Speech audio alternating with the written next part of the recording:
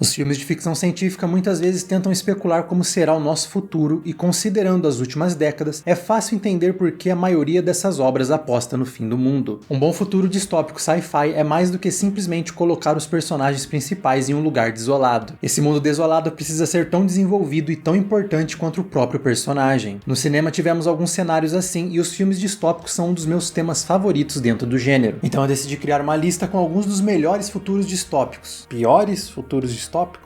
Uma lista com futuros onde nos demos muito mal. Eu sou o Matheus e seja bem-vindo ao Central Pandora, e hoje vamos explorar alguns dos nossos possíveis futuros na ficção científica.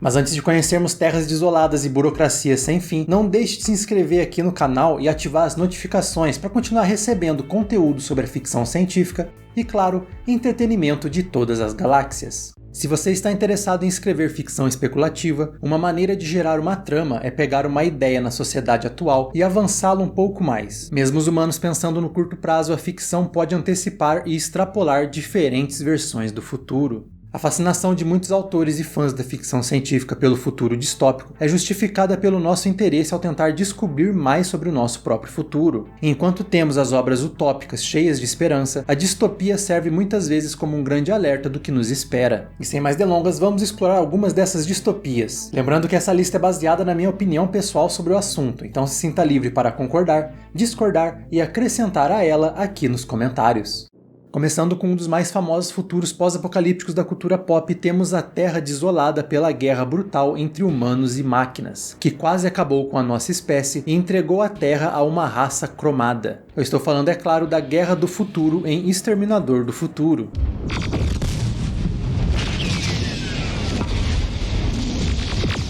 Após a Skynet se tornar autoconsciente e se voltar contra a raça humana, ela iniciou um ataque nuclear contra a humanidade. A partir das cinzas do ataque começou uma guerra que durou 30 anos, onde os humanos primeiro precisaram aprender a se organizar e se recuperar, para depois enfrentar as terríveis máquinas da Skynet. E enquanto esse pode ser um futuro que parece empolgante para alguns, os exterminadores da Skynet são máquinas de combate impiedosas, o que oferece um dos campos de batalha mais brutais para os humanos na ficção científica. Enquanto os infiltradores tiram a segurança dos abrigos e até mesmo tornam os membros da resistência paranoicos. E existe um destino ainda mais cruel para alguns que vivem nesse futuro. Enquanto para alguns essa guerra acabou após o ataque ao núcleo da Skynet, outros estão condenados a viver essa guerra por sua vida toda, sem saber como é o mundo após a tirania da Skynet, como é o caso do Sargento Reese, que passou a sua vida inteira sendo caçado por essas máquinas, ou então como o Sargento Jacob Rivers, que está preso em um loop temporal onde essa guerra nunca tem fim.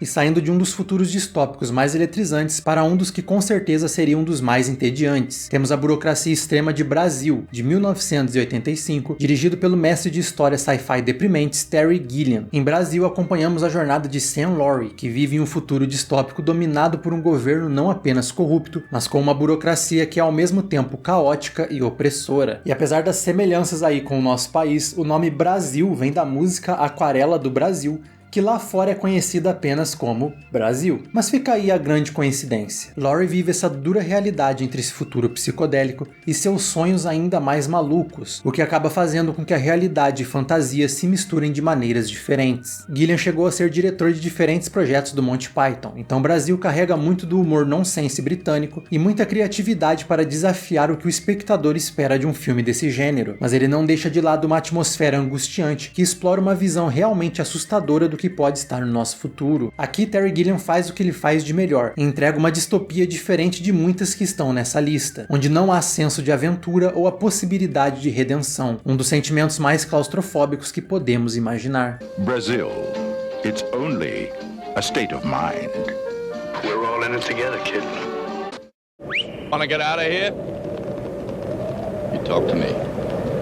E saindo do tédio da burocracia, vamos para um futuro pós-apocalíptico de alta octanagem. Vamos para a Terra Desolada de Mad Max. Se passando em um futuro não especificado, Mad Max contou a história de como a sociedade começou a ruir em extrema violência e desordem social. Mas foi apenas no segundo filme, em 1981, que tivemos uma Terra Desolada mais definida e com muito mais personalidade. O mundo agora era um grande deserto com loucos armados com diferentes armas e diferentes veículos, caçando todos aqueles que podem servir para algo. Humanos agora são objetos, e a gasolina é mais valiosa do que qualquer vida. Esses são conceitos que foram expandidos ainda mais em Estrada da Fúria, que também conseguiu dar um visual ainda mais distinto a esse futuro pós-apocalíptico.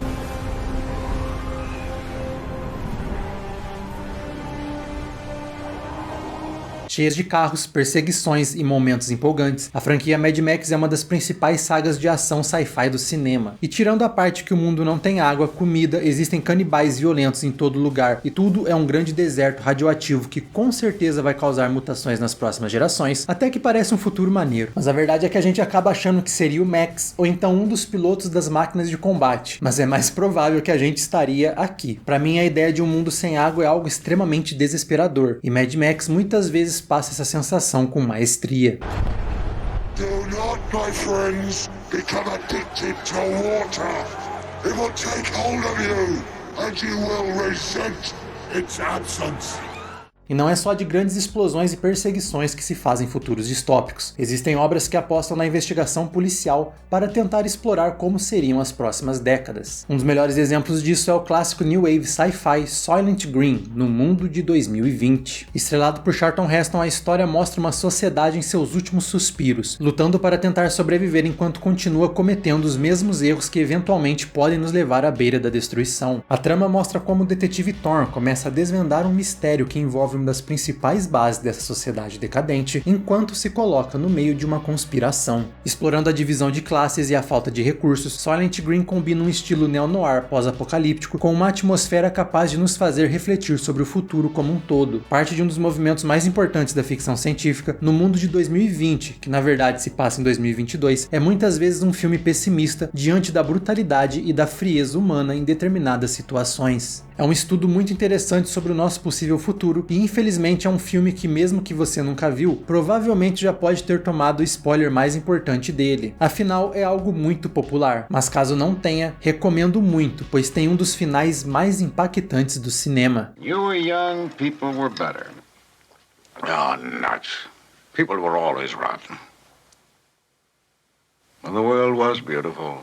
E quando eu falei que uma sociedade distópica ela tem que ser quase que um personagem na história, eu tinha em mente exatamente o que vimos em Corrida Mortal ano 2000. Talvez o futuro distópico mais influente da ficção científica. Corrida da Morte ano 2000 mostra os Estados Unidos sob o regime totalitário de um governo que precisa lidar com o descontentamento do público. E esse governo decide fazer isso através da corrida transcontinental, onde 5 corredores pilotando carros à la corrida maluca precisam atravessar o país em uma corrida de vida ou morte. Mas não necessariamente a morte deles.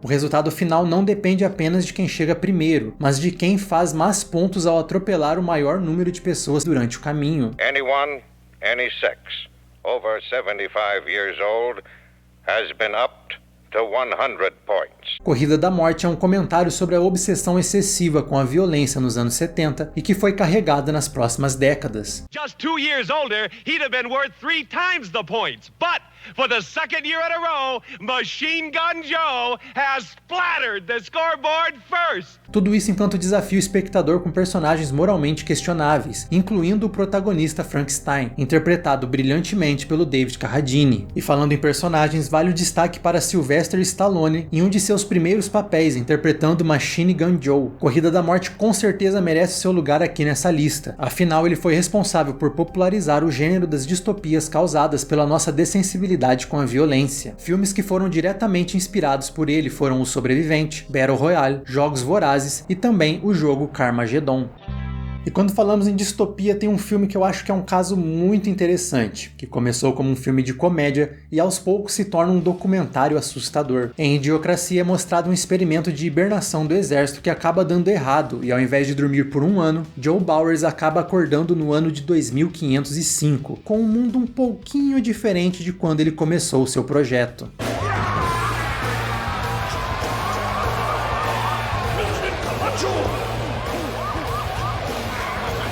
O mundo evoluiu diferente do que muitos imaginaram, com as pessoas mais inteligentes tendo cada vez menos filhos e o futuro sendo dominado por pessoas de QI baixo. Uma idiocracia. Bowers, agora o homem mais inteligente do mundo, precisa lidar com os problemas dessa sociedade, o que não é fácil quando ninguém entende o que você está tentando dizer. Water? Yeah. You mean like in the toilet? What for? No, just to drink.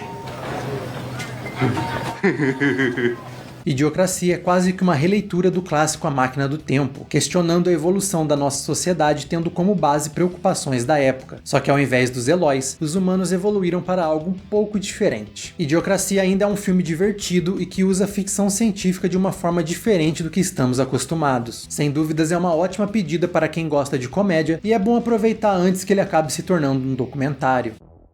Explorar os avanços tecnológicos é algo muito comum em narrativa sci-fi, principalmente em como isso vai afetar os limites humanos, um elemento chamado de transhumanismo, muito comum no cyberpunk. Um filme que explora muito bem isso com uma visão relativamente nova para Hollywood é Elysium, de Neil Blomkamp.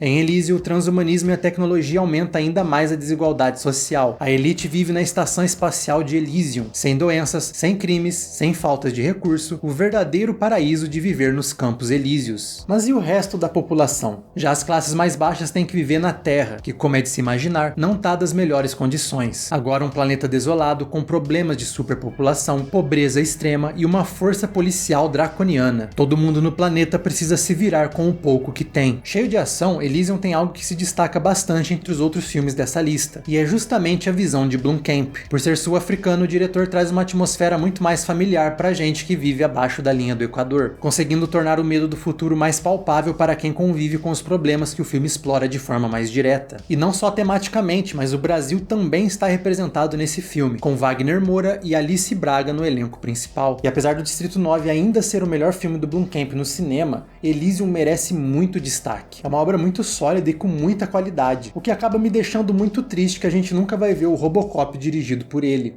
E antes de revelar qual é o último futuro distópico que eu acho muito interessante, ficam aqui algumas menções honrosas.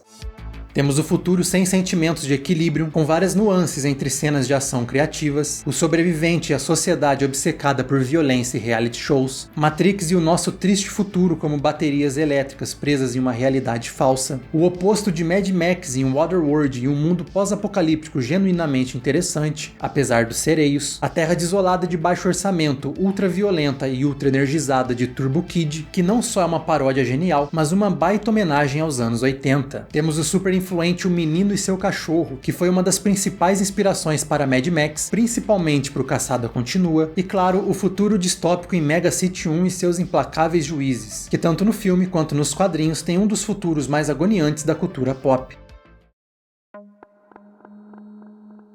Baseado em um livro de Cormac McCarthy, A Estrada é um filme que tenta mostrar da melhor forma possível como seria a humanidade em seus últimos dias. É por causa do pessimismo e do nihilismo de Cormac que esse é um dos futuros distópicos mais brutais e desolados da ficção científica. Na trama, a sociedade foi destruída após eventos não especificados, mas ao que tudo indica estão relacionados a um desequilíbrio da natureza. O porquê não é importante para a história, mas sim como o protagonista e o seu filho vivem nessa realidade, em busca de um lugar seguro, com atuações incríveis. Com destaque para Viggo Mortensen, A Estrada explora os piores aspectos da humanidade, mas ao mesmo tempo a força da esperança e também do desespero. E ele faz isso desafiando a definição que temos de herói ou vilão. É um filme ambíguo em suas interpretações, mas que com certeza não deixa dúvidas sobre o seu impacto em quem assiste. Para se ter ideia da atmosfera de A Estrada, uma das cenas mostra o pai ensinando seu filho a tirar a própria vida, caso seja necessário. Para quem busca um pouco mais de realismo em meio a distopias mais exageradas e até heróicas, A Estrada com certeza vai te marcar como um dos futuros sci-fi mais aterrorizantes do cinema.